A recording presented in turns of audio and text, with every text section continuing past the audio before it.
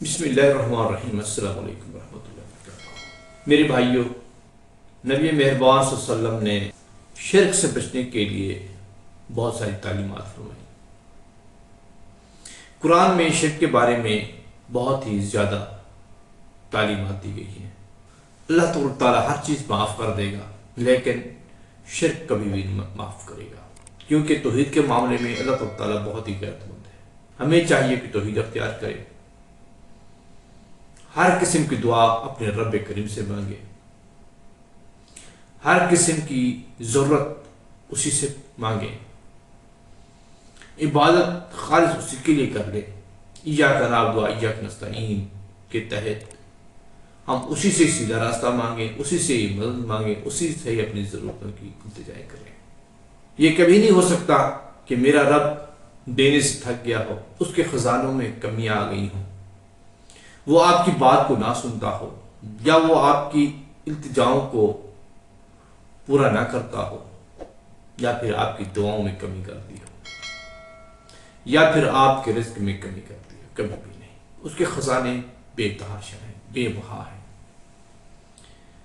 ہمیں صرف یکسو ہو کر اس سے مانگنے کی ضرورت ہے۔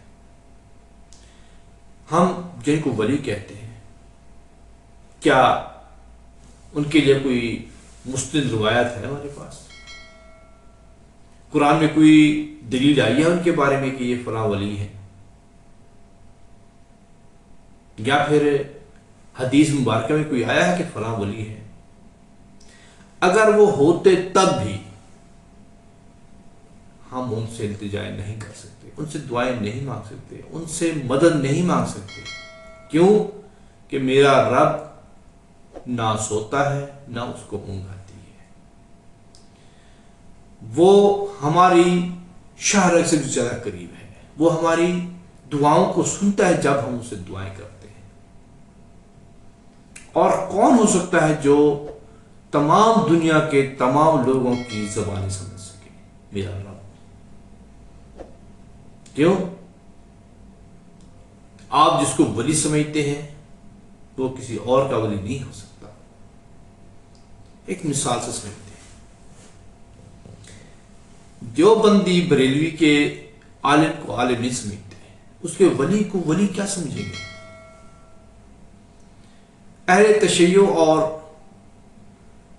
اہل سنت وہ ایک دوسرے کے اولیاء کو اچھا نہیں سمجھتے، ایک دوسرے کے علماء کو عزت نہیں دیتے، وہ ولیوں کو عزت کیا دیں گے؟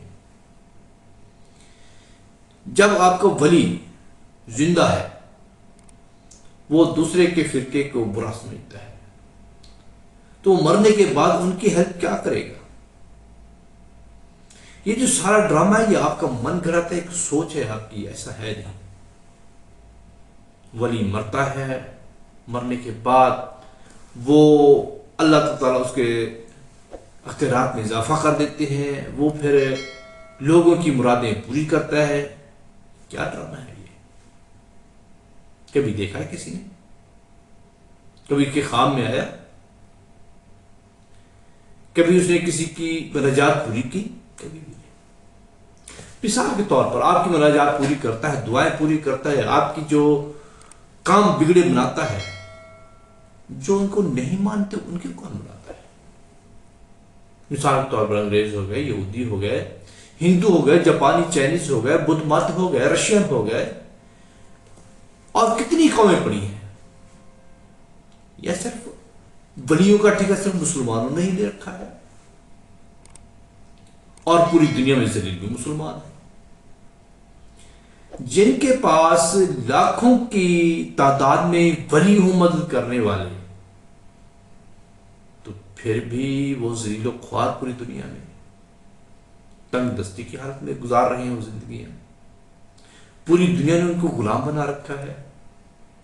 کیسے تمہارے وہ اولیاء ہیں جو مدد بھی کرتے ہیں اور کچھ ہوتا بھی نہیں؟ اس زون سے باہر نکلیے۔ نبی مہربان صلی اللہ علیہ وسلم نے فرمایا، اے فاطمہ، اگر تم چاہتے ہیں کہ تو آخرت میں کامیاب ہو تو عبادت کر، عمل کر۔ ہمیں بھی عمل کرنا پڑے گا۔ جب اللہ کے نبی اپنی بیٹی کو یہ کہہ رہے ہیں کہ اے فاطمہ تم عمل کر، میرے ظلم میں مت رہیے کہ میں نبی کی بیٹی ہوں. یہ ولی کس بات کی مولی ہے؟ ان اولیاء اللہ کو اگر ان کے یہ نیک بھی ہوں، اپنی زندگی انہوں نے اچھی بھی گزاری ہو، اس کے باوجود بھی ہمیں اختیار نہیں کہ ہم ان سے مانگیں. کیوں؟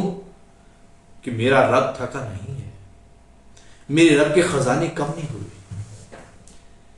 میرا رب نیند میں نہیں گیا اور وہ ہمیں بھولا نہیں ہے. لہذا ایسا ایسا یہ زنگ دلوں کا اتر رہا ہے، یہ آندھیوں کے بادل چھٹ رہے ہیں. کچھ ویڈیوز ملی ہیں جو دو بریلوی حضرات ہیں، وہ اپنی عوام کو سمجھاتے ہوئے توحید کی طرف لا رہے ہیں، نبی محبوب صلی اللہ علیہ وسلم کی عزت کی طرف لا رہے ہیں کہ کس طرح نعتیں پڑھنی چاہیے، کس طرح اولیاء اللہ کی عزت کرنی چاہیے اور کتنی نہیں کرنی چاہیے، اور کہاں تک وہ درست ہے. یہ سب انہیں بتایا گیا ہے، تفصیل سے بتایا گیا ہے. اللہ تعالیٰ سے دعا ہے کہ خاص طور پہ بریلوی اور جو زیادہ نشین حضرات ہیں ان کے دلوں سے زنگ اتر جائے اور ان کو اسلام کا اصل چہرہ نظر آ جائے. آگے بڑھنے سے پہلے آپ سے گزارش ہے کہ اس چینل کو سبسکرائب کر لیجئے اور اگر ویڈیو اچھی لگے تو اس کو لائک بھی کیجیے گا. آئیے ملاحظہ کرتے ہیں. اب ایک شخص ہے جس کو میں سمجھ رہا ہوں اللہ کا ولی ہے، غور کیجیے گا. مثال کے طور پر کوئی ایک نیک بزرگ ہے، ان کا نام جنید ہے، میں ایک مثال دے رہا ہوں. مشہور تھا، اللہ کے ولی ہیں بھائی، بڑے نیک پرہیز کا. ان کا ہو گیا انتقال. سر غور کیجیے گا، یہ اللہ کا ولی ہے. یہ اللہ نے قرآن میں بات کی نہیں، رسول اللہ صلی اللہ علیہ وسلم نے نص کی کہ یہ اللہ ہی کا ولی ہے نہیں. یہ تو میں نے سمجھا. ٹھیک. اور بہت سے لوگوں کو میں دنیا میں نیک سمجھوں گا، بروز قیامت اصلیت کھلے گی. ہو سکتا ہے منافق نکلے. وہ ہے نا، کئی لوگ شہید آئیں گے اللہ کی بارگاہ میں لیکن شہید نہیں ہوں گے، ان کے دلوں کے حال اللہ کھولیں گے. کئی علماء آئیں گے لیکن اللہ دلوں کے حال کھول دیں گے. ٹھیک. تو حقیقت حال کیا ہے کس کے ساتھ ہمیں نہیں معلوم. یہی بات اللہ کے نبی علیہ السلام کے ساتھ بھی غور کیجیے گا. ایک شخص تھے، خادم تھے، جہاد کا وقت تھا لیکن صحابہ رسول اللہ صلی اللہ علیہ وسلم کی سواری کی وہ کچھ خدمت کر رہے تھے. ایک تیر آیا کافروں کی طرف سے آ کے لگا. صحابہ نے نعرے، پتہ کیا لگا؟ صحابہ نے نعرے لگانا شروع کر دیے کہ اللہ کے نبی کی سواری کی جہاد میں خدمت کرتے ہوئے تیر لگا، اس سے بڑھ کر شہید کون؟ رسول اللہ صلی اللہ علیہ وسلم کو اللہ تعالیٰ نے کچھ مناظر دکھا دیے. اللہ کے نبی علیہ السلام نے فرمایا، ایک آگ کی چادر اس کے اوپر لٹکتی میں دیکھ رہا ہوں، مال غنیمت سے شاید چرا لی تھی اس نے. سر اللہ کی بارگاہ میں کس کے لیے کیا معاملہ ہو رہا ہے ہمیں نہیں پتا. ایک شخص انتقال کر گیا، میں اس کو اللہ کا ولی سمجھ رہا ہوں. اچھا، وہ مرنے کے بعد عالم برزخ میں وہ کس حالت میں ہے آپ کو پتا ہے؟ قرآن نے بیان کیا، اللہ کے نبی علیہ السلام نے بیان کیا. مجھے تو نہیں پتا بھائی، ہو سکتا ہے کسی عمل کی وجہ سے گرفت ہوئی ہو. میں جس کو بہت بڑا اللہ کا ولی سمجھ رہا ہوں، ممکن ہے کوئی چادر آگ کی بنی لٹکی ہو اس کے اوپر، کچھ بھی ہو سکتا ہے نا بھائی. اللہ کی بارگاہ کے معاملات ہمارے ہاتھ میں تو نہیں ہے. جی جی. اچھا، نمبر 2، وہ کس کیفیت کے اندر ہے؟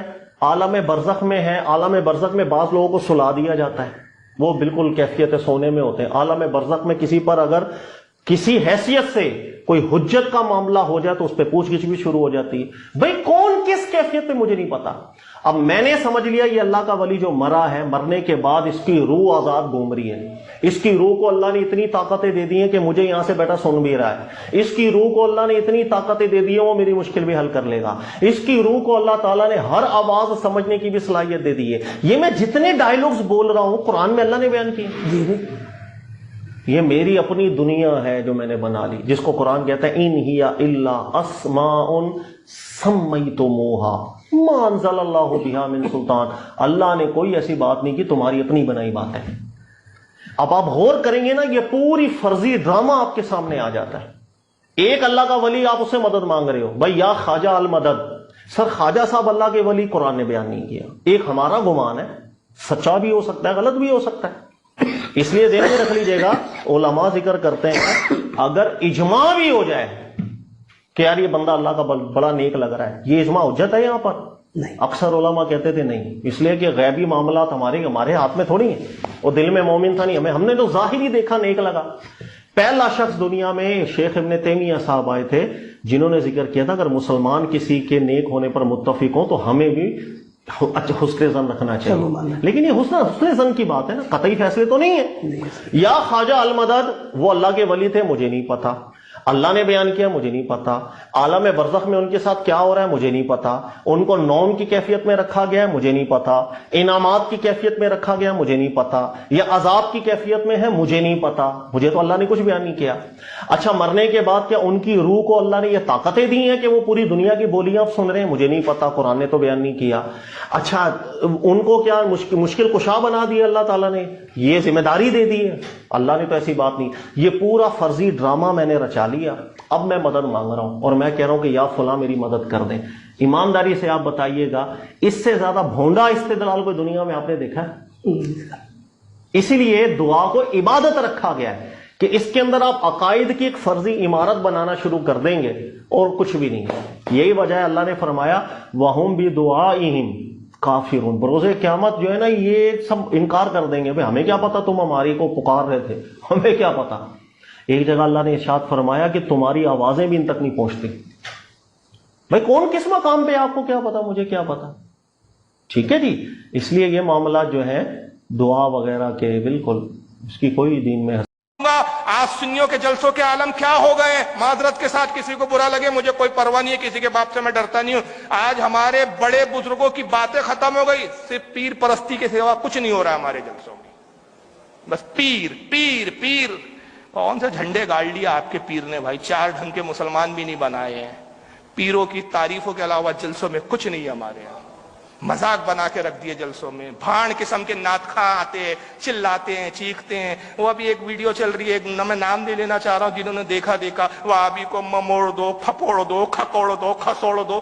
क्या कर रहे हो यार, तमाशा बना के रखा है, झुंझुने लेके क्या हो रहा है यार।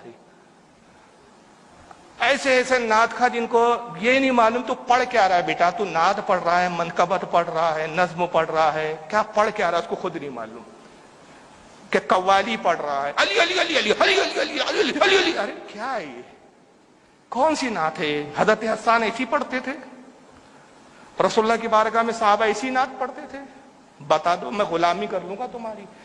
इमाम बुखारी लिखते हैं कि हुजूर की बारगाह में साहबा कैसे बैठते थे, ये अदब था हुजूर की बारगाह का। इमाम बुखारी ने सही बुखारी में लिखा कि हुजूर की बारगाह में साहबा ऐसे बैठते जैसे लकड़ी के खुश्क यानी सूखे हुए तने के उनके जिस्म पे परिंदे बैठ जाते, उनको खबर नहीं होती थी।